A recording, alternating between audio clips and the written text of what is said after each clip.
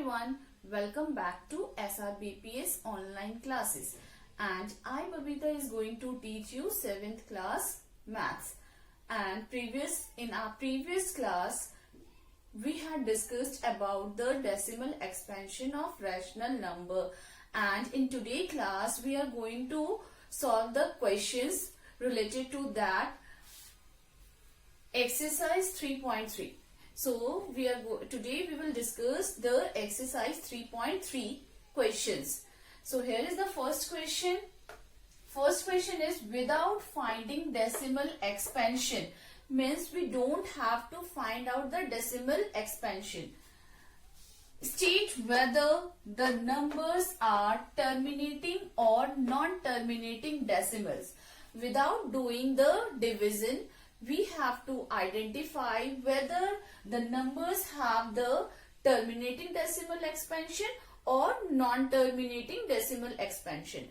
So before moving to the questions, let us remind what is the property for that.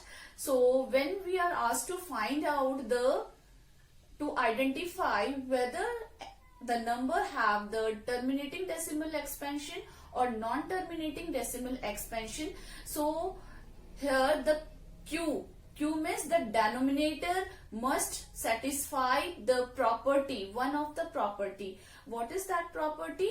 That the denominator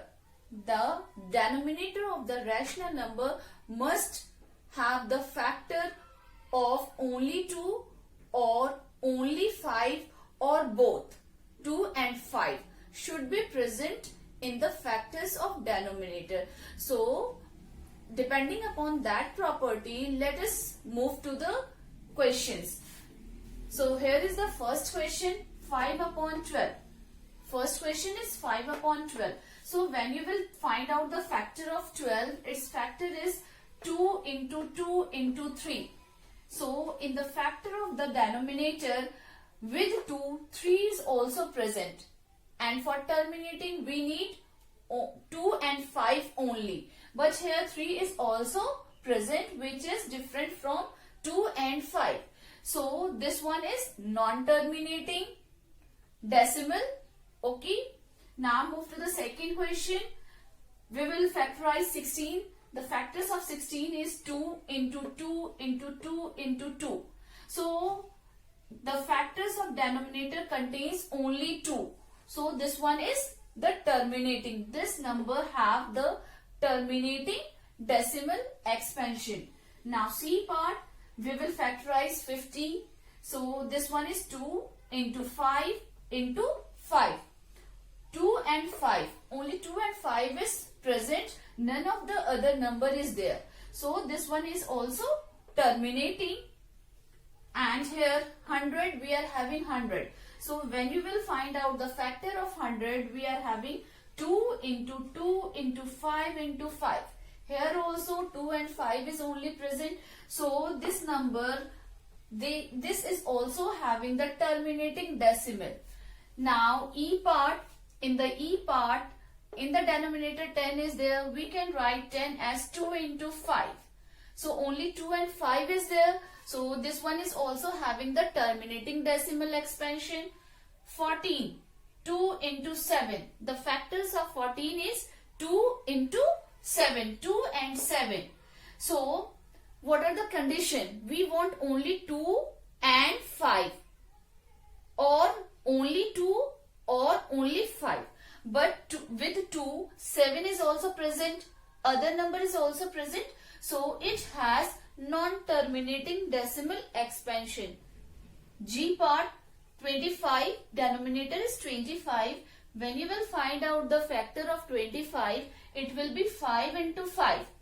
So only 5 is present. So this number is also having the terminating decimal expansion. See here in next question, 12 is the denominator.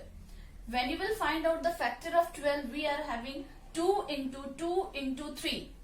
It means with 2, 3 is also present. Other number than 5 is present. So it has non-terminating decimal expansion. So this is all about the first question. Now we will discuss second question. Second question is express the rational number as decimal.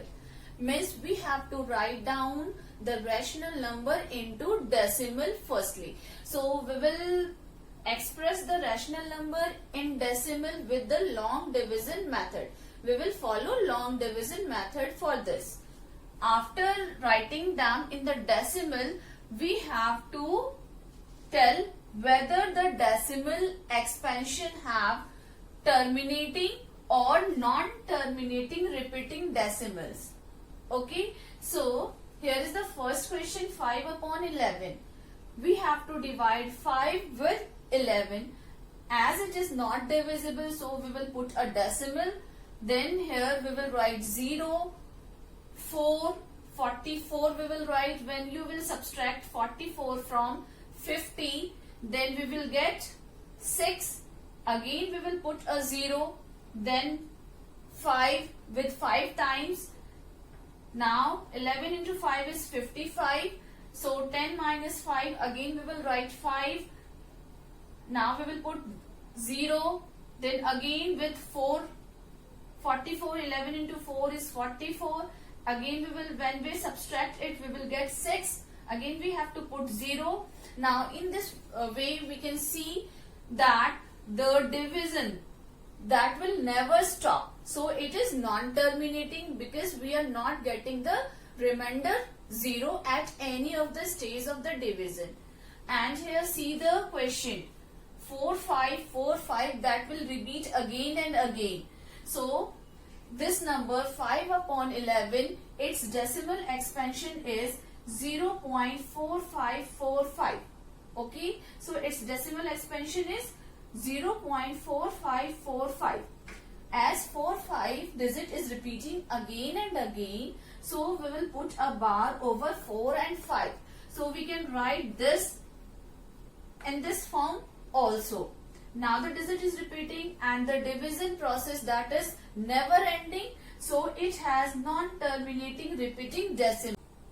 Let us discuss C and D part also. So C part is minus 18 upon 256. So we can write this as minus 9 upon 128. Okay, minus 9 upon 128. It means we have to divide 9 with 128. So here is the division. After dividing, we will get 0.07033125. Okay, you can see the division here. So see here, the remainder we are getting is 0. So the decimal expansion of minus 18 upon 256 is minus 0.07033125.